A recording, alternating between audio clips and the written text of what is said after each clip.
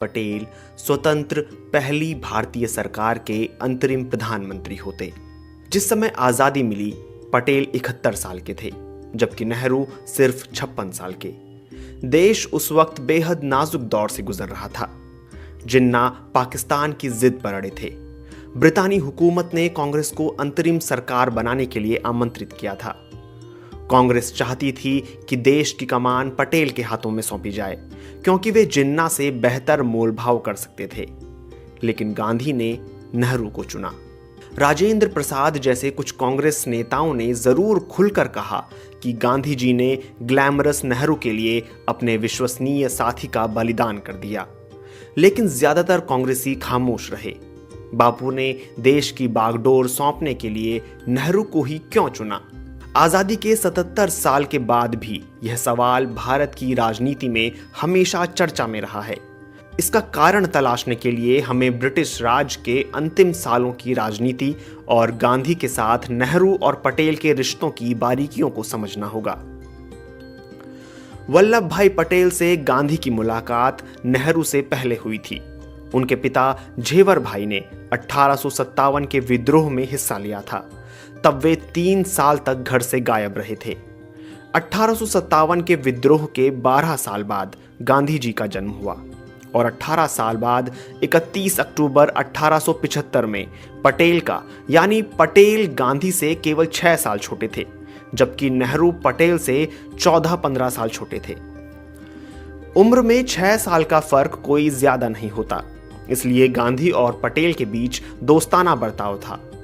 Patel London के उसी law college middle temple से बैरिस्टर बनकर भारत लौटे, जहां से गांधी, जिन्ना, उनके बड़े भाई विठल भाई पटेल और नेहरू ने बैरिस्टर की डिग्रियां ली थीं।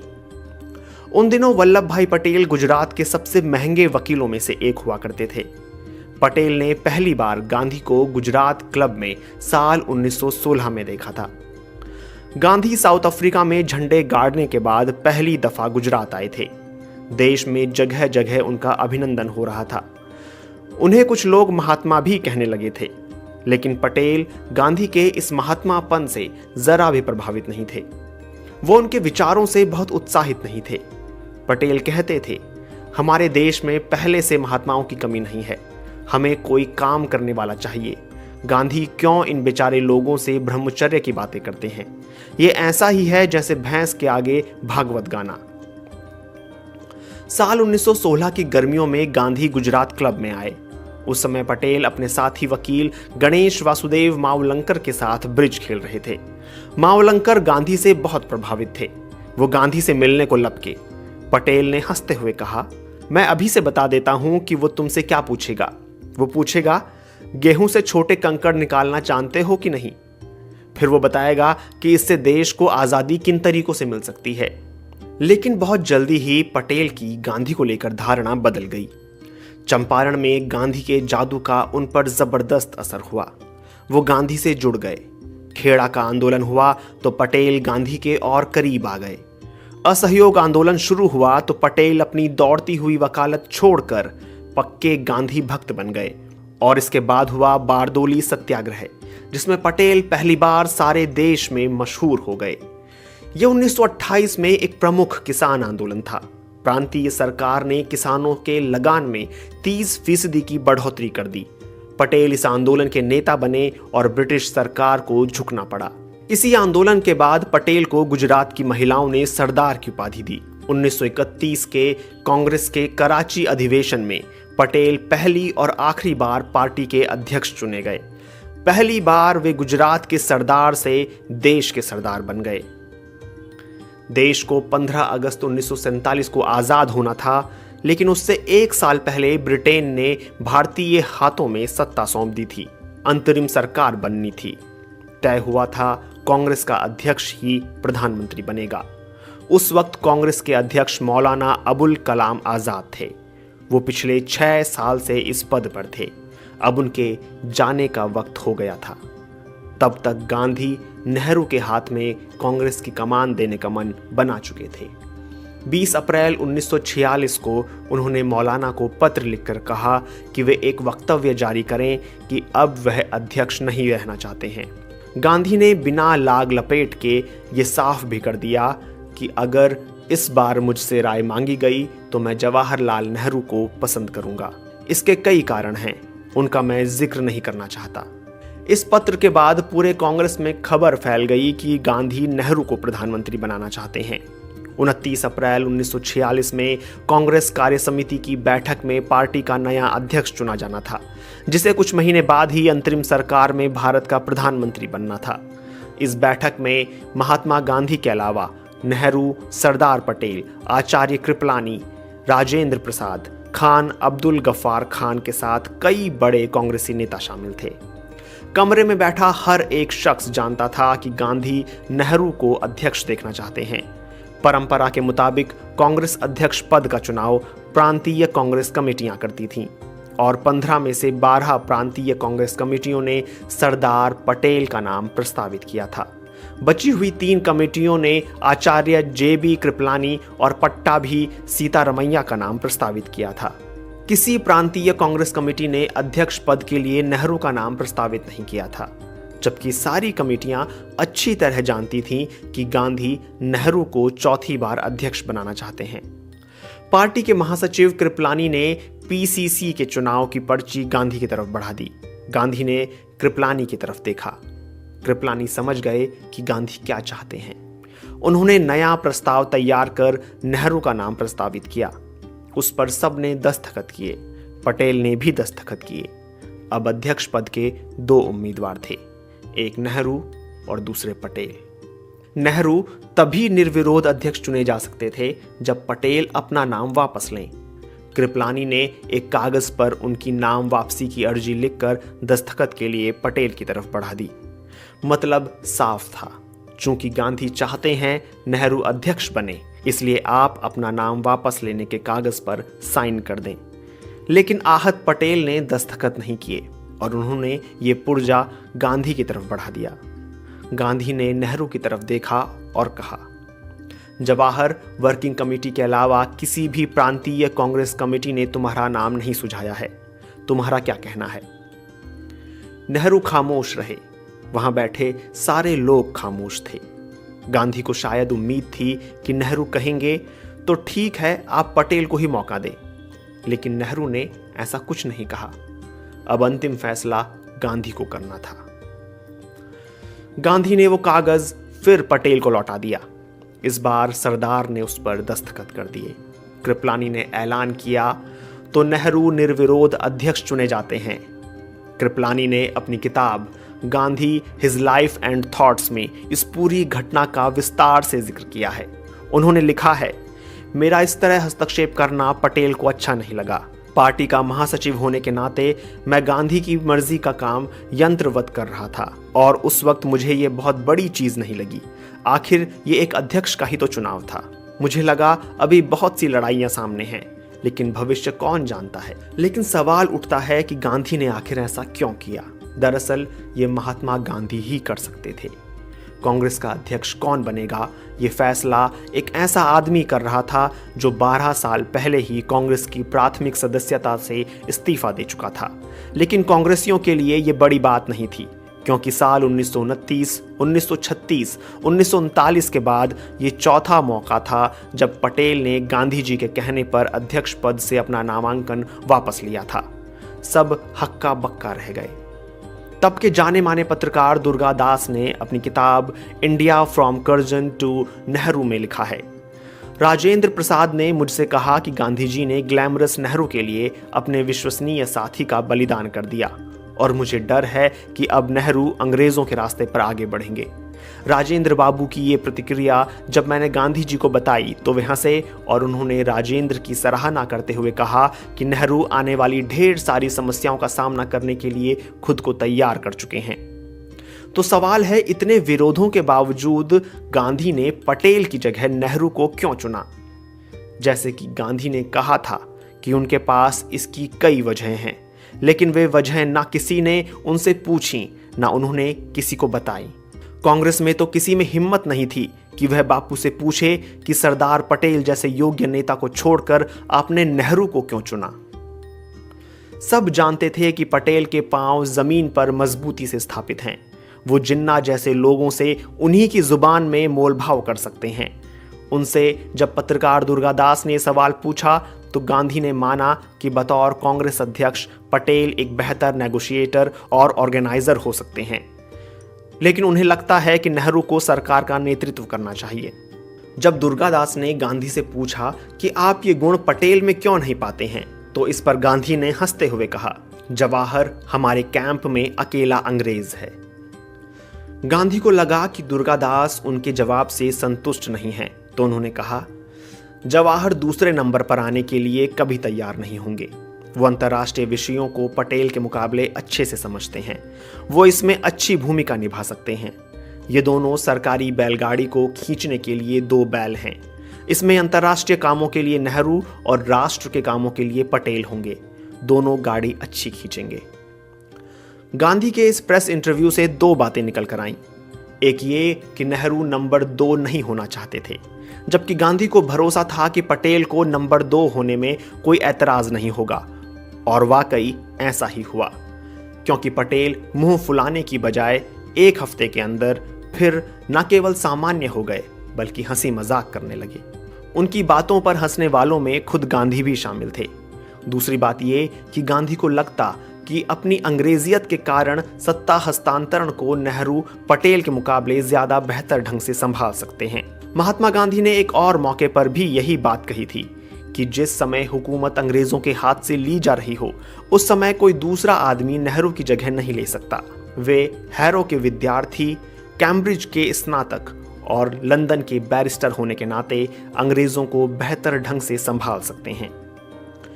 यहां गांधी सही थे। बाहर की दुनिया में नेहरू का नाम आजादी की लड़ाई में गांधी के बाद दूसरे नंबर पर था। न केवल यूरोपीय लोग बल्कि अमरीकी भी नेहरू को महात्मा गांधी का स्वाभाविक उत्तराधिकारी मानते थे, जबकि पटेल के बारे में ऐसा बिल्कुल नहीं था। पटेल को शायद ही कोई विदेशी गांधी का उत्तराधिकारी मानता हो। लंदन के कहवा घरों में बुद्धिजीवियों के बीच नेहरू की चर्चा होती थी। तमाम वाइसरॉय और क्रिप्स समेत कई अंग्रेज अफसर नेहरू के दोस्त थे। उनसे नेहरू की निजी बातचीत होती थी। नेहरू और पटेल में और भी बड़े अंतर थे जो राजनीति में बहुत मायने रखते हैं। नेहरू एक आकर्षक व्यक्तित्व के स्वामी थे। उन्हें अंग्रेजी और हिंदी में बोलने और लिखने की कमाल की महारत हासिल थी। नेहरू उदार थे और उनका खुलापन उन्हें लोकप्रिय बनाता था। वो भावुक और सौंदर्य प्रेमी थे जो किसी को भी रिझा सकते थे। इसके उलट पटेल सख्त और थोड़े रूखे थे। वो व्यवहार कुशल थे, लेकिन उतने ही मुंहफट भी थे। दिल के ठंडे, लेकिन हिसाब किताब में माहिर। नेहरू जोड़ तोड़ में बिल्कुल माहिर नहीं थे। वे कांग्रेस में भी अलग थलग रहने वाले नेता थे। जेल में बंद रहकर वे अपने साथी कांग्रेसियों से गपशप करने की जगह अपनी कोठरी में अकेले बैठकर डिस्कवरी ऑफ इंडिया जैसी किताबें लिखते थे। उनकी अभिजात्य वर्ग की अपनी एक अलग दुनिया थी। वहीं पटेल राजनीतिक तंत्र का हर पुर्जा पहचानते थे, जोड़ तोड़ करने में माहिर थे। यही वजह थी कि प्रांतीय कांग्रेस कमेटी ने उन्हें 15 में से 12 कमेटियों का समर्थन मिला। नेहरू कमाल के वक्ता थे, जबकि पटेल को भाषणबाजी से चिढ़ थी। वे दिल से और साफ साफ बोलते थे। ऐसा नहीं था कि मुसलमानों को लेकर उनके मन में आरएसएस जैसी कोई वितृष्णा या पूर्वाग्रह था, लेकिन खरा खरा बोलने के कारण वह देश के मुसलमानों में नापसंद किए जाने लगे। नेहरू समाजवाद के मसीहा थे तो पार्टी के लिए चंदा इकट्ठा करने वाले पटेल पूंजीवादियों के संरक्षक। नेहरू आधुनिक हिंदुस्तान और धर्मनिरपेक्ष भारत का सपना देखते थे तो पटेल राष्ट्रीय हितों को सर्वोपरि रखते थे। हिंदू और हिंदू परंपरा को लेकर उनके मन में कोमल भावनाएं थीं जो वक्त बेवक्त उन्हें उत्तेजित कर देती थीं। नेहरू में एक पैनी राजनीतिक अंतर्दृष्टि थी। बावजूद इसके वे स्वाभाविक रूप से भावुक और जरूरत से ज्यादा कल्पनाशील थे। नेहरू के अध्यक्ष चुने जाने वाले साल की ही 2 घटनाएं हैं जो नेहरू और पटेल के व्यक्तित्व को बखूबी उजागर करती हैं। कांग्रेस और लीग दोनों कैबिनेट मिशन की योजना तकरीबन कबूल कर चुकी थीं। अगले महीने अंतरिम सरकार बननी थी जिसमें दोनों के प्रतिनिधि शामिल होने वाले थे, यानी देश का विभाजन टलता हुआ दिख रहा था। ये बात अलग थी कि कांग्रेस और लीग दोनों अपने हिसाब से कैबिनेट मिशन की योजना का मतलब निकाल रहे थे। ऐसे माहौल में नेहरू ने 7 जुलाई 1946 को कांग्रेस कमेटी की बैठक बुलाई जिसमें उन्होंने साफ कर दिया कि कांग्रेस के हिसाब से इस योजना में क्या है। कांग्रेस मानती थी कि चूंकि प्रांतों को किसी समूह में रहने या ना रहने की आजादी होगी, इसलिए जाहिर है कि उत्तर पश्चिम सीमा प्रांत और असम, जहां कांग्रेस की सरकारें हैं, वो पाकिस्तान के बजाय हिंदुस्तान वाले समूहों से जुड़ना चाहेंगे। जिन्ना कांग्रेस की इस व्याख्या से कतई सहमत नहीं थे। उनके अनुसार कैबिनेट मिशन योजना के तहत पश्चिम के 4 और पूर्व के 2 राज्यों का 2 मुस्लिम बहुल समूह का हिस्सा बनना बाध्यकारी था। बस यही सोच का अंतर था। अभी समझदारी ये भी थी कि जैसा जो सोच रहा है सोचे। पहले कांग्रेस और लीग मिलकर अंतरिम सरकार बनाए, फिर जो जैसा होगा तब वैसा देखा जाएगा। लेकिन इसके 3 दिन बाद 10 जुलाई 1946 को नेहरू ने मुंबई में एक प्रेस कॉन्फ्रेंस करके कहा कि कांग्रेस ने संविधान सभा में शामिल होने का फैसला तो कर लिया है, लेकिन अगर उसे जरूरी लगा तो वह कैबिनेट मिशन योजना में फेरबदल भी कर सकती है। नेहरू ने एक बयान देकर कैबिनेट मिशन की सारी योजना को 1 मिनट में ध्वस्त कर दिया। इससे अटूट भारत की आखिरी उम्मीद पर पानी फिर गया। नाराज जिन्ना को मौका मिल गया। उन्होंने भी एक प्रेस कॉन्फ्रेंस बुलाई और साफ कह दिया कि कांग्रेस के इरादे नेक नहीं हैं। अब अगर ब्रिटिश राज के रहते मुसलमानों को पाकिस्तान नहीं दिया गया तो बहुत बुरा होगा। मुस्लिम लीग ने 16 अगस्त से डायरेक्ट एक्शन का ऐलान कर दिया। जिन्ना के डायरेक्ट एक्शन का नतीजा भारी हिंसा होगी, ये कोई नहीं जानता था, लेकिन सरदार पटेल समझ रहे थे कि नेहरू से बड़ी भारी गलती हो गई। उनकी बात सही थी, लेकिन इसका खुला ऐलान करने की जरूरत नहीं थी। सरदार ने अपने करीबी मित्र और अपने निजी सचिव डीपी मिश्रा को एक खत लिखा, जिसमें उन्होंने लिखा था, हालांकि नेहरू अब तक 4 बार कांग्रेस के अध्यक्ष चुने जा चुके हैं, लेकिन उनकी हरकतें मासूमियत से भरी लेकिन बचकानी होती हैं। उनकी ये प्रेस कॉन्फ्रेंस भावुकता से भरी और मूर्खतापूर्ण थी, लेकिन उनकी इन तमाम मासूम गलतियों के बावजूद उनके अंदर आज़ादी के लिए गजब का जज्बा और उत्साह है, जो उन्हें बेसब्र बना देता है, जिसके चलते वे अपने आप को भूल जाते हैं। जरा सा भी विरोध होने पर वे पागल हो जाते हैं, क्योंकि वे उतावले हैं। नेहरू की पहाड़ जैसी भूल का नतीजा बहुत जल्द देश के सामने आ गया। जिन्ना के डायरेक्ट एक्शन से देश में हिंदू मुस्लिम दंगे भड़क गए। अकेले कलकत्ता शहर में हजारों लोग मारे गए, लाखों लोग बेघर हो गए। नोआखली में भी भारी कत्लेआम हुआ। धीरे धीरे देश को इन दंगों ने अपनी गिरफ्त में ले लिया। इसके बाद गांधी कलकत्ता से लेकर नोआखली और बिहार तक दंगों में मारे गए हिंदुओं और मुसलमानों के खून को साफ करने की 24 घंटे की ड्यूटी पर लगे रहे। ये ड्यूटी आज़ादी मिलने के दिन तक जारी रही। जगह जगह दंगे हो रहे थे, हिंदू मुसलमान मारे जा रहे थे। ऐसे में पटेल के हिंदुत्व ने उछाल मारा और 23 नवंबर 1946 को मेरठ में कांग्रेस के अधिवेशन में अपना आपा खो बैठे। अधिवेशन में उन्होंने अपने भाषण में कह दिया, धोखे से पाकिस्तान लेने की बात मत करो। हाँ, अगर तलवार से लेना है तो उसका मुकाबला तलवार से किया जा सकता है। पटेल का यह बयान सनसनीखेज था।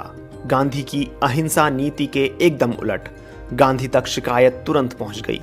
गांधी ने पटेल को लिखा, तुम्हारे बारे में बहुत सी शिकायतें सुनने में आई हैं। बहुत में अतिशयोक्ति हो तो वो अनजाने में हैं, लेकिन तुम्हारे भाषण लोगों को खुश करने वाले और उकसाने वाले होते हैं। तुमने हिंसा अहिंसा का भेद नहीं रखा है। तुम लोगों को तलवार का जवाब तलवार से देना सिखा रहे हो। जब मौका मिलता है मुस्लिम लीग का अपमान करने से नहीं चूकते। अगर यह सब सच है तो बहुत हानिकारक है।